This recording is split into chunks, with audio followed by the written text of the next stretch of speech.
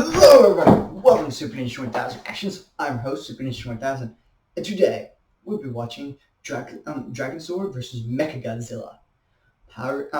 Death Battle. So, I'm gonna have to go with my boy Mechagodzilla. I like my Godzilla series. Mechagodzilla's one of my favorite villains/heroes. And Dragonzord, I haven't watched enough Power Rangers to know which one's better. But I'm just gonna go with Mechagodzilla for the moment. We shall see how that goes. So let's begin in 3, 2, 1. Fun fact, did you know 66% of men lose their hair by age 35? Well, maybe not so fun, but Hims is here to help as the one-stop shop for hair loss, skincare, and sexual wellness for men. Hims connects you with real doctors and medical-grade solutions to treat hair loss. It's real easy to get started. Death Battle viewers can get a trial month of Hims for just $5 right now while supplies last. See website for full details and safety information. This could cost hundreds from a typical pharmacy. Go to forhims.com/deathbattle. That's forhims.com/deathbattle. forhims.com/deathbattle. They want to sell to me. 13.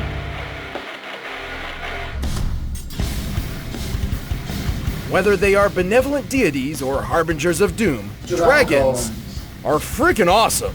Hell yeah! Especially the robot kind, like the Dragonzord, piloted by the Green Power Ranger. And Kiru, the dangerous and mysterious Mechagodzilla. He's Wiz and I'm Boomstick. And it's our job to analyze their weapons, armor, and skills to find out who would win a death battle. Mechagodzilla has the longer reach. After being stuck in a garbage can for 10,000 years, the evil Rita Repulsa was understandably pretty pissed. So, she decided to destroy the world. Hey, I'd be mad too, but that's a hell of a hot take. And so Earth's guardian, Zordon, put a plan into motion.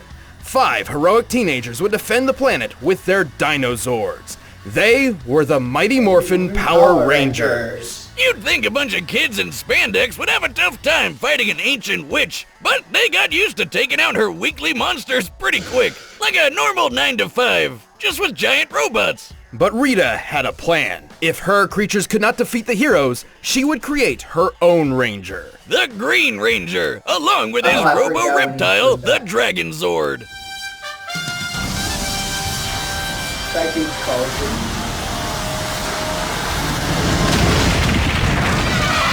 At 90 meters tall and nearly 200 tons, the Dragonzord proved a match for the other Rangers, even their Megazord. Dragonzord's got a heavy-duty arsenal, like finger missiles. It's like flicking the gunk from under your nails at people, but it explodes. Why do you have gunk under your fingers? To flick at people. Duh. That fin isn't just a piece, it shoots energy waves. And if D-Zord feels like stomping around, watch out for literally shocking earthquakes.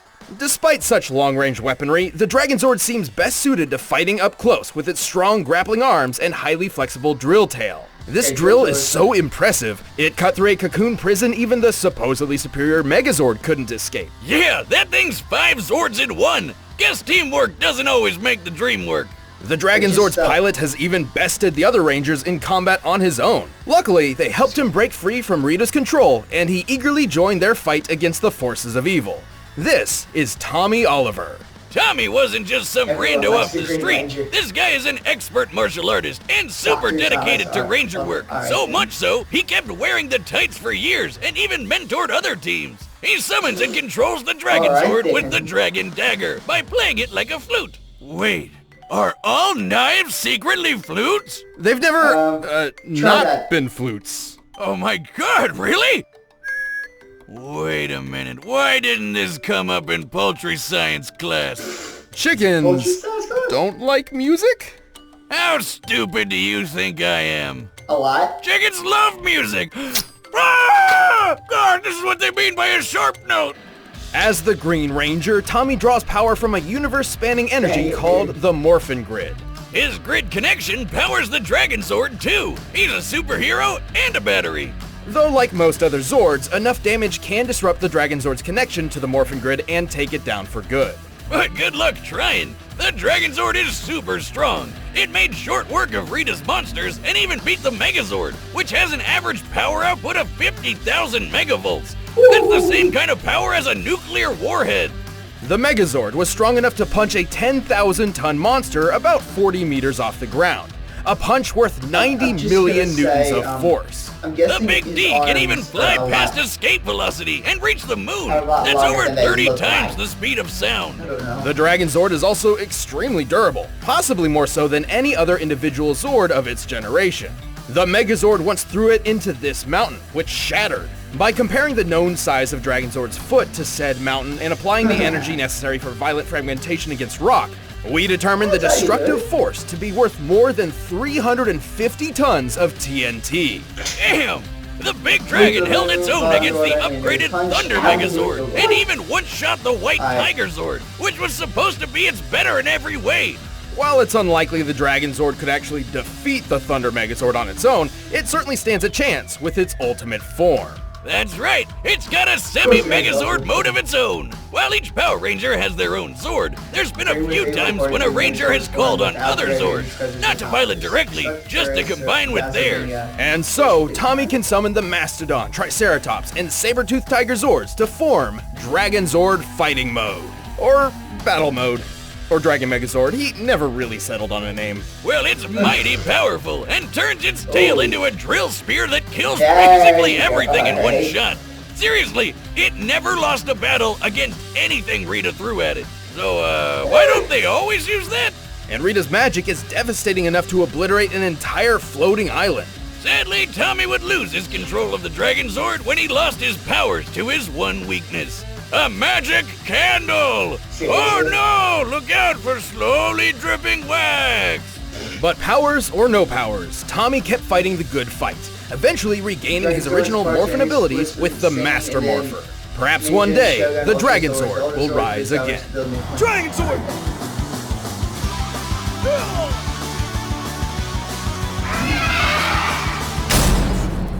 Alright, then, The year was 1954, less than a decade after Japan was bombarded with the first atomic weapons. The nuclear age had begun. But one of these atomic weapons woke something up.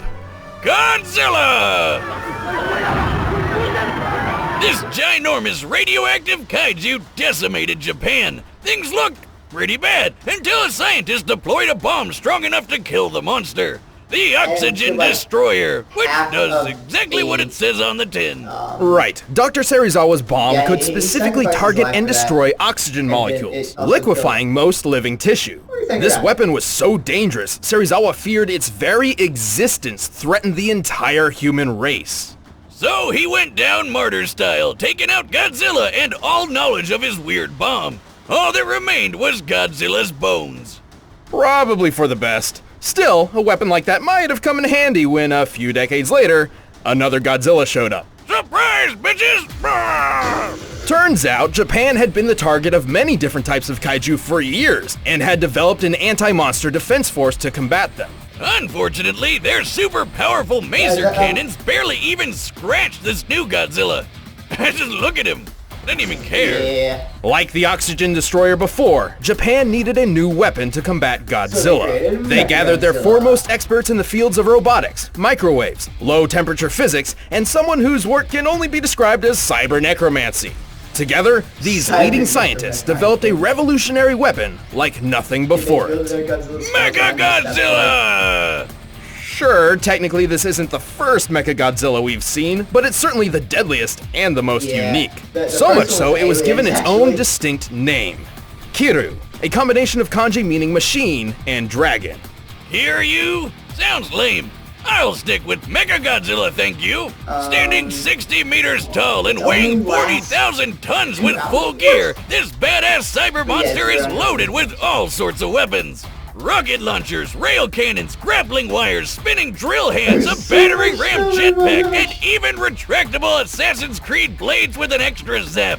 And just like Zilla himself, Mecha G fires laser beams from his mouth. This twin maser cannon is twice as powerful as the maser guns that successfully killed other non-Godzilla giant monsters. Kiru is certainly skilled in melee combat and is surprisingly athletic for its size. Look at it go! However, with its enormous arsenal, it is far better suited to long-range strikes. Like with its ultimate weapon, the Absolute Zero Cannon. Damn! So it's like a super ice beam? As the name suggests, it unequivocally brings its target's temperature to absolute zero, or 0 Kelvin. But this beam isn't just freezing its target, it's literally destroying all of its existing energy at once. A practically impossible feat of physics. This results in crushing the entire target from within at an atomic level. Oh my god, Zilla! Speaking of which, Kiryu is actually built around the skeletal remains of the original Godzilla, giving him all the size and strength of the King of the Monsters. So it's kinda like they're pulling off a robotic Weekend at Bernie's with Old Man Godzilla's bones? Amazing. Kiryu also utilizes biochemical and molecular-based DNA computers, which are actually based on real-life experimental technology. This infused Godzilla's own DNA to improve operation speeds and give Kiryu subconscious motor control, sort of a simple AI, which lets it perform some limited actions on its own. Exactly like my own Cyber Goose.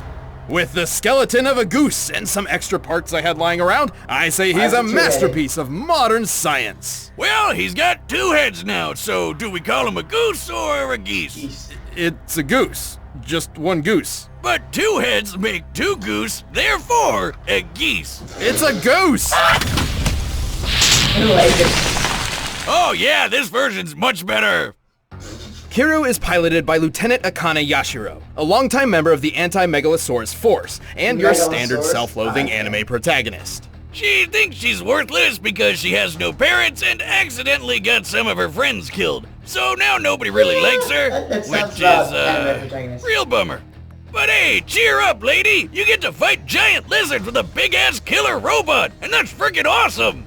Akane doesn't technically pilot from within Kiryu, but rather from a nearby jet plane, the AC-3 White Heron, which can fly over 900 kilometers per hour. Under Akane's control, Kiryu has battled Godzilla several times, and always came out on top.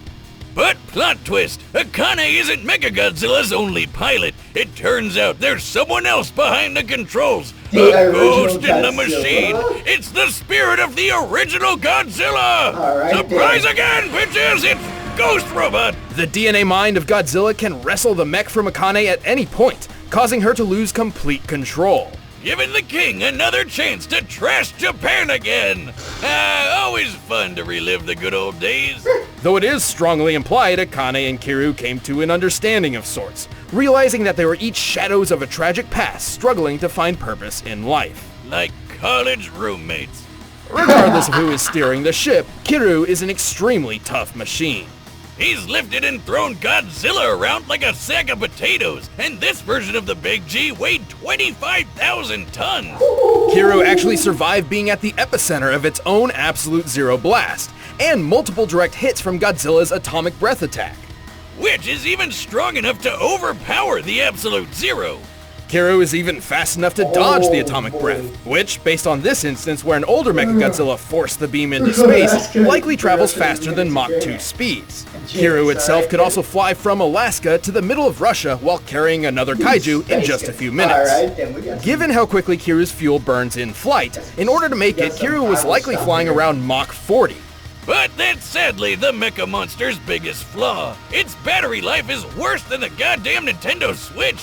While the White Herons can use microwave tech to recharge Kiryu on the fly, a full charge only runs for about 2 hours at most. And using more intensive features like jet flight and the Absolute Zero Cannon drains it much, much faster. In fact, just one use of the Absolute Zero drains 40%. But who cares? When he's so badass he can tear you apart in just a few minutes. With all this power at his middle fingertips, this is one epic machine. No man or beast stands a chance against the might of Mechagodzilla. Kiryu, お前にはわかるよね。さあ、そろそろ行こうか。Alright, the combatants are set, and we've run the data through all possibilities. But first, I've got a kaiju-sized hunger that only Blue Apron can satisfy.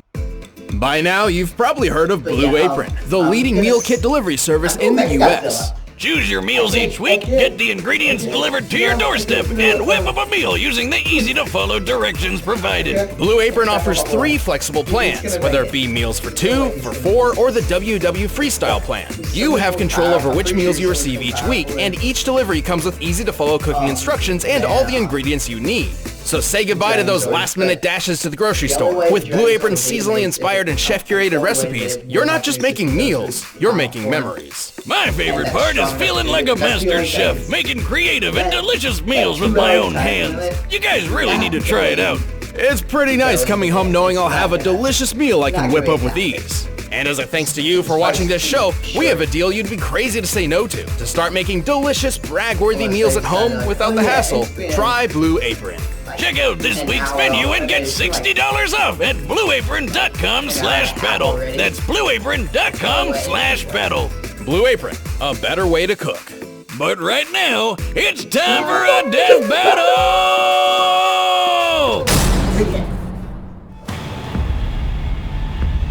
Back to the 3D animation, alright. Oh, it's just as funky. Oh, this was good.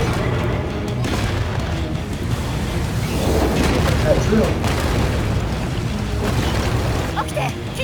Haha, nice work, Dragonzord! Let's crush this tin can! Okay, so this has been a minute then. Alright, so they've been fighting for a minute. Okay, so he's gonna lose just the sheer fact that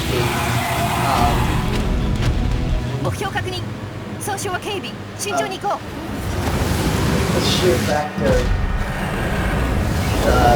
power.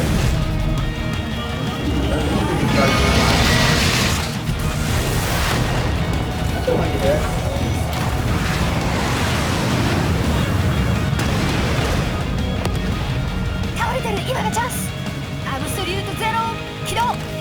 There we go. Oh no, you don't! And it's not gonna wait.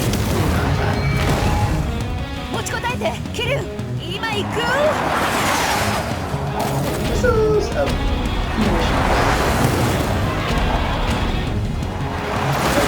slap that out of the air.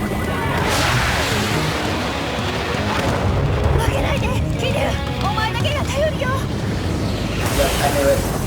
I was like, well, she's gone now. Yeah. It's like, as soon as I started to slap that thing out of the air, I was like, oh.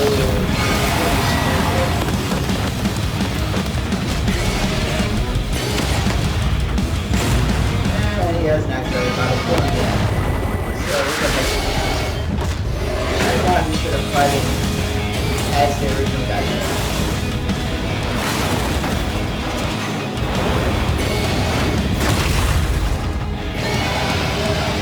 This isn't working! We need more power! One big clunky Come together! animation just like their original.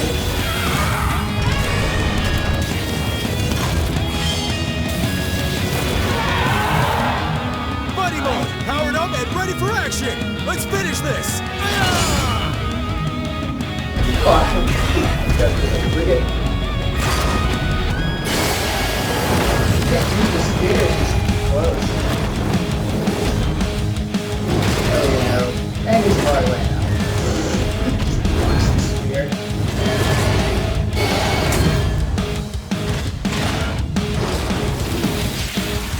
And yeah. Ooh!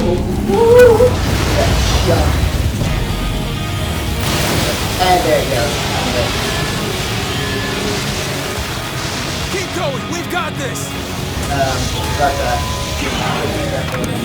Yes, absolute zero. Oh no! Pull back! Pull back! And it freezes them. There we go. Increases the silo.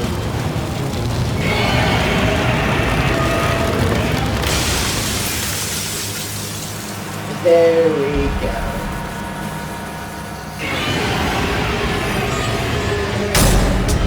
KO! My boy Oh man, talk about a close one. Finding the victor here wasn't easy. Both have performed amazing feats of strength and durability, and both wielded massive arsenals of unbelievable devastation. Akane definitely proved herself fighting Godzilla a few times, though Tommy did have way more experience piloting mechs and fighting monsters for years and years. Plus, he's a friggin' superhero. But while skill and experience are incredibly important, it doesn't always triumph over raw power. That's what she said.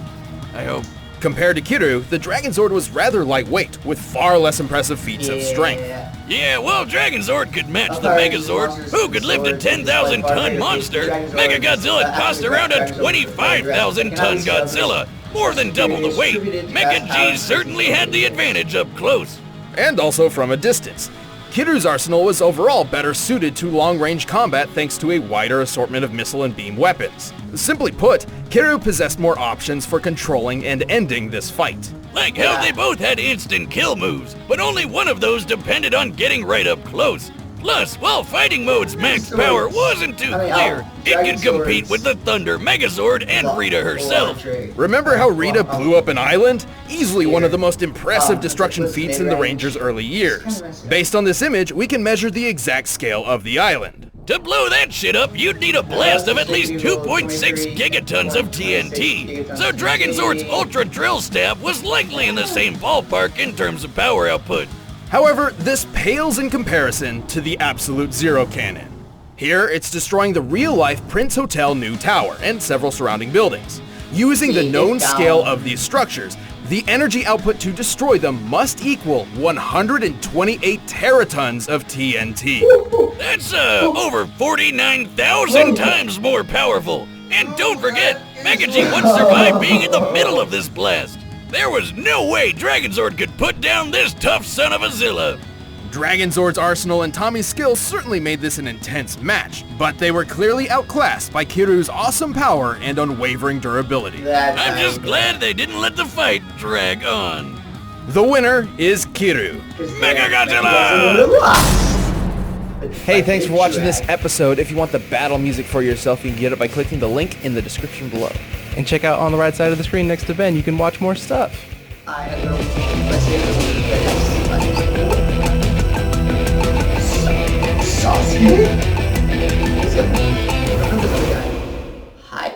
don't know who Hi is, but Sasuke, my boy, fighting in Death Battle.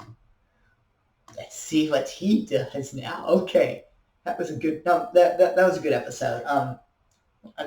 Good video. Good fight. I was right. My boy Mechagodzilla won. But yeah, it was that was a fun match, and sometimes I'm like I like to figure out like any way a person can lose, and so I was really close to thinking he was going to lose, but then he did it because he could take the damage. So as always, please like, subscribe, comment down below what you're liking to react to next. And as always, Superninja2000000, signing out.